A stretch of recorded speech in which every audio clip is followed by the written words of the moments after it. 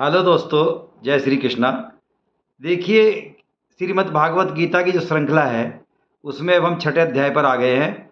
छठे अध्याय में जो आत्म संयम योग है, उसमें श्री कृष्ण जी ने सभी मानव को आत्म संयम के लिए बहुत जोर दिया है। उन्होंने मन को शांत करने और अपना आहार, हम भोजन कैसा करते हैं, ये भी हमारे जीवन पर निर्भर करता है, हमारी आदतों पर निर्भर करता है। हम सात्विक खाते हैं तो हमारी जो धारणाएं होंगी वो भी अच्छी होंगी। तो आगे बढ़ते हैं। श्री भगवान उवाच अनाइच्छित कर्म फलम कार्ये कर्म करोति यः स सन्यासी च योगी चैन निर्गिनर्गचर्किये। श्री भगवान ने कहा, जो मनुष्य बिना किसी फल की इच्छा से अपना कर्तव्य समझकर कार्य करता है वही सन्यासी है और वही योगी है। न तो अग्नि को त्यागने वाला ही सन्यासी होता है और न ही कार्यों को त्यागने वाला ही योगी होता है। ये नहीं कि बस हमने भगवा वस्त्र पहन लिए और हमने अब भिक्षा मांगनी है और अपना पेट भरना है, और ये नहीं। वे कहते हैं कि समाज सेवा के काम में लगो, और ये नहीं तो अपना ज्ञान दूसरों को समझाएं। से सन्यासमिति प्राहु योगम तविद्धि पांडव न हास्य संन्यस्त संग कल्पो भो योगी भवति कश्चन।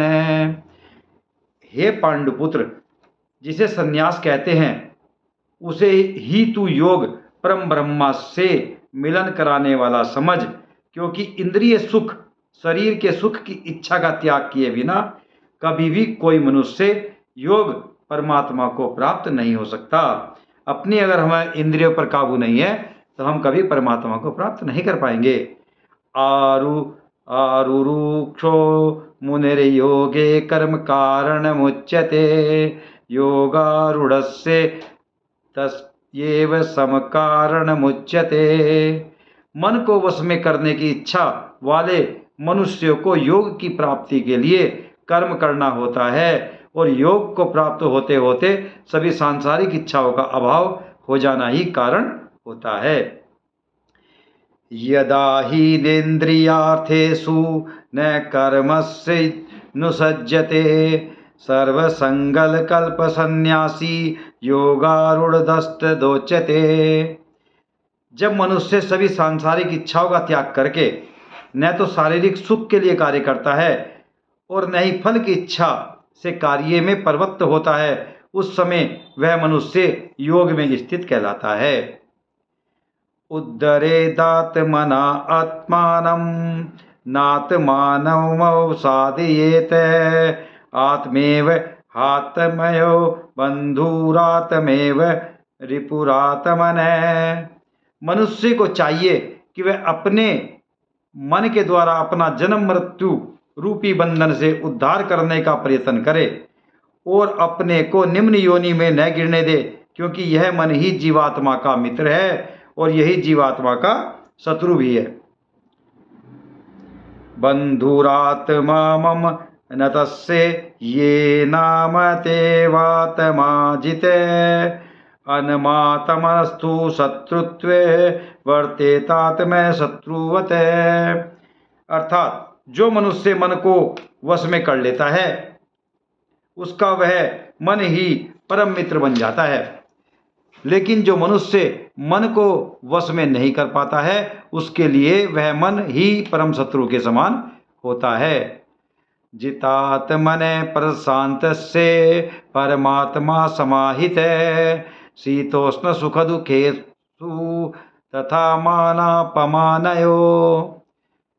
जिसने मन को वश में कर लिया है उसको परम शांति स्वरूप परमात्मा पूर्ण रूप से प्राप्त हो जाता है। उस मनुष्य के लिए सर्दी गर्मी सुख दुख मान अपमान एक समान होते हैं। ज्ञान विज्ञान तृप्तात्मा कुटस्थो विजितेन्द्रिये युक्त इत्युच्यते योगी समलोष्टा समकांचन। ऐसा मनुष्य स्थिर चित्त वाला और इंद्रियों को वश में करके परमात्मा के ज्ञान द्वारा परमात्मा को प्राप्त करके पूर्ण संतुष्ट रहता है। ऐसे परमात्मा को प्राप्त हुए मनुष्य के लिए मिट्टी, पत्थर और सोना एक समान होते हैं। उसके लिए मिट्टी, पत्थर, सोना कोई मायने नहीं रखता, उसका सिर्फ भगवान में ही आस्था रहती है। सुहर्यनि मातृतासीन मध्यस्थ देव बंधुषु साधुस्वसीन पापेषु संबुद्धि विशीर्षते। ऐसा मनुष्य स्वभाव से सभी का हित चाहने वाला, मित्रों और शत्रुओं में तटस्थों और मध्यस्थों में शुभ चिंतकों और ईर्ष्यालुओं में, पुण्य आत्माओं और पाप महात्माओं में भी एक समान भाव रखने वाला होता है। योगी युज्जित सततमात्मान रहस्य स्थिता एकाकी यत चित्तात्मा निराश्रय परिग्रह। ऐसा मनुष्य निरंतर मन सहित शरीर के किसी भी वस्तु के प्रति आकर्षित हुए बिना तथा किसी भी वस्तु का संग्रह किए बिना परमात्मा के ध्यान में एक ही भाव में स्थिर रहने वाला होता है। योग में स्थित होने की विधि और लक्षण। सूचोदेशे प्रतिष्ठा से स्थिरवासन मातवन नात्युच्चित्र नातिनिचम चैलाजिन कुशोत्तरम तत्रेकाग्रे मन कृत्वा यत चितेन्द्र की क्रिया उपविश्वासने युज्याया दोगमातम विशुद्धवे। योग के अभ्यास के लिए मनुष्य को एकांत स्थान में पवित्र भूमि में न तो बहुत ऊंचा और न बहुत नीचा कुशा के आसन पर मुलायम वस्त्र या मर्गछाला बिछाकर उस पर दृढ़ता पूर्वक बैठकर मन को एक बिंदु पर स्थित करके चित्त और इंद्रियों की क्रियाओं को वश में रखते हुए अंतःकरण की शुद्धि के लिए योग का अभ्यास करना चाहिए। यानी जब हम पूजा करते हैं तो हमारा जो आसन है वो न तो बहुत ऊंचा हो न बहुत नीचा हो और उस पे आरामदायक हो और वो हिलने वाला न हो, ताकि तुम्हारा जो ध्यान है वो भगवान में केंद्रित रहे, इधर उधर भटके। समम काय शिरो ग्रीवम धारियं चल स्थिरा संप्रेक्ष्य नासिकाग्रम स्वयं दिश स्वानवलोकयन् पर शांतात्मा विगत भी ब्रह्मचारिण वर्ते स्थिता मनस्सम यभ्यमच्चितो युक्त आसीत मत पर। योग के अभ्यास के लिए मनुष्य को अपने शरीर, गर्दन और सिर को अचल और स्थिर रखकर नासिका के आगे के सिरे पर दृष्टि स्थित करके इधर उधर अन्य दिशाओं को न देखता हुआ बिना किसी भय से इंद्रिय विषयों से मुक्त ब्रह्मचर्य व्रत में स्थित मन को भली भांति शांत करके मुझे अपना लक्ष्य बनाकर और मेरे ही आश्रय होकर अपने मन को मुझ में स्थिर करके मनुष्य को अपने हृदय में मेरा ही चिंतन करना चाहिए। युज्यनेव सदात्मानं योगी नियत मानस है शांति निर्वाण परंपरा मतस्य अस्थामति गच्छति। इस प्रकार निरंतर शरीर द्वारा अभ्यास करके मन को परमात्मा स्वरूप में स्थिर करके परम शांति को प्राप्त हुआ योग में स्थित मनुष्य ही सभी सांसारिक बंधन से मुक्त होकर मेरे परम धाम को प्राप्त कर पाता है, अन्यथा नहीं। नात्य श्रतस्तु योगो अस्ति न चैकांत मनस्रत न चाति सब प्रशीलस्य जागृतो नेव चार्जुन। हे अर्जुन, योग में स्थित मनुष्य को न तो अधिक भोजन करना चाहिए और न ही कम भोजन करना चाहिए, न ही अधिक सोना चाहिए और न ही अधिक जागना चाहिए। ये बहुत ध्यान देने वाली बात है। ये जो श्रीमद् भागवत गीता के जो 6ठे अध्याय है आत्मसंयम में ये बहुत अच्छे से समझाई गई है। ठीक है। युक्ताहार विहारस्य युक्त चेतस कर्मसु युक्त सवन पाव बोधस्य योगो भवति दुखा।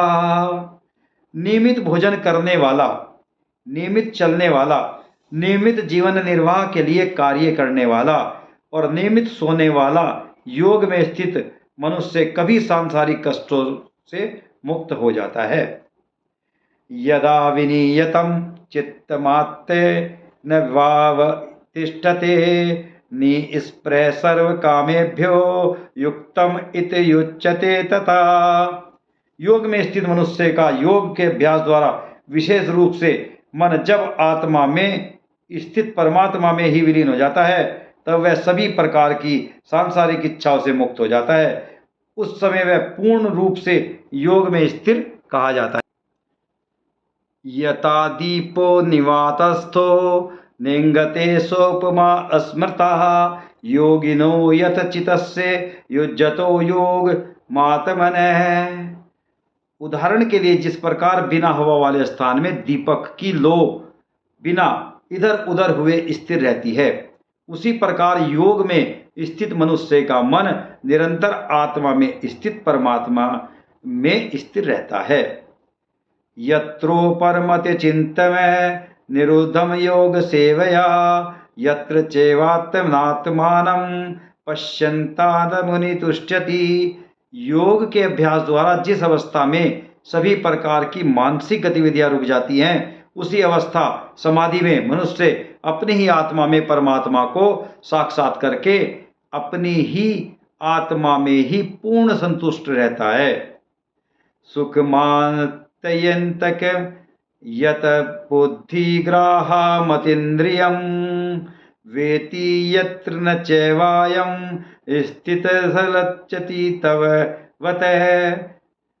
वह अपनी शुद्ध चेतना द्वारा प्राप्त करने योग्य परम आनंद को शरीर से अलग जानता है, और उस अवस्था में परम तत्व परमात्मा में स्थित वह योगी कभी भी विचलित नहीं होता है। ये लब्ध्वा चापरम लाभमन्यते नाधिकं ततः यस्मिन् स्थितो न दुखेन गुरुपाणि विचाल्यते। परमात्मा को प्राप्त करके वह योग में स्थित मनुष्य परम आनंद को प्राप्त होकर इससे अधिक अन्य कोई सुख नहीं चाहता। वह भरी से भारी दुख से भी चलायमान नहीं होता है। तविद्याद दुख संयोग वियोगम योग सच्चितम स निस्येन योक्तयो योगो अनिर्वणम चेतसा। मनुष्य को चाहिए कि दृढ़ विश्वास के साथ योग का अभ्यास करते हुए सभी सांसारिक संसर्ग से उत्पन्न दुखों से बिना विचलित हुए योग समाधि में स्थिर रहकर कार्य करे। संकल्प पर भावं कागमस्तवैत वक्ता सर्वान शेषतः मन सेवेन्द्रिय ग्रामम विनियम्य समन्ततः। मनुष्य को चाहिए मन में उत्पन्न होने वाली सभी सांसारिक इच्छाओं को पूर्ण रूप से त्याग कर और मन द्वारा इंद्रियों के समूह को सभी ओर से वश में करे। सैने सैने रूपर में बुद्धवा धरती गरे ही तया आत्मसंत मन कृत्वा च किंचिदपि चिंतयेन्। मनुष्य को चाहिए कर्म से चलकर बुद्धि द्वारा विश्वास पूर्वक अभ्यास करता हुआ मन को आत्मा में स्थिर करके परमात्मा के चिंतन के अलावा अन्य किसी वस्तु का चिंतन न करे। यतो यतो निश्चरति मनसरलजर्म स्थिरं ततस्तयोनि यम्मेलदात्मेने वशं नयेत। मनुष्य को चाहिए स्वभाव से स्थिर न रहने वाला और सदा चंचल रहने वाला यह मन जहाँ जहाँ भी प्रगति में जाए वहाँ से खींचकर अपनी आत्मा में ही स्थिर करे। पर शांत मनस होयनम योगिने सुखमुत्तमम् उपेतु शांतरजस ब्रह्माभूत कमलस्तवसम। योग में स्थित मनुष्य का मन जब परमात्मा में एक ही भाव में स्थिर रहता है और जिसकी रज गुण से उत्पन्न होने वाली कामनाएं भली प्रकार से शांत हो चुकी हैं, ऐसा योगी सभी पाप कर्मों से मुक्त होकर परम आनंद को प्राप्त करता है। देखिए, ये विश्राम लेते हैं इसमें। जो छठा अध्याय है आत्म संयम योग, इसमें श्री कृष्ण जी ने सभी मानव जाति को एक बहुत अच्छा उपदेश दिया है उन्होंने। ये सिर्फ उपदेश अर्जुन के लिए नहीं है, ये सब मानव जाति के लिए है। जो इस पर अमल करेगा तो वो जरूर परमात्मा को प्राप्त होगा और बहुत शांतिपूर्ण जीवन वह जी सकेगा।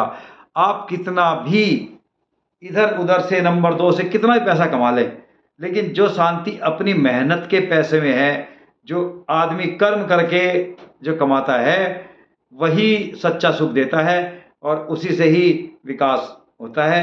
अन्यथा आप नहीं हुआ तो करके देख लो, पता लग जाएगा। तो आपको मेरी वीडियो कैसी लग रही है, कृपया आप मुझे कमेंट बॉक्स में बता दें। और अगर आपने मेरा चैनल अभी तक सब्सक्राइब नहीं किया है, AB दुनिया, अमरेश भारद्वाज दुनिया, तो आप मेरा चैनल सब्सक्राइब करें, ताकि आपको आगे भी इस टाइप के जो धर्मशास्त्र संबंधी जानकारी है वो मैं आपको लाइव दिखा सकूं। Thank you.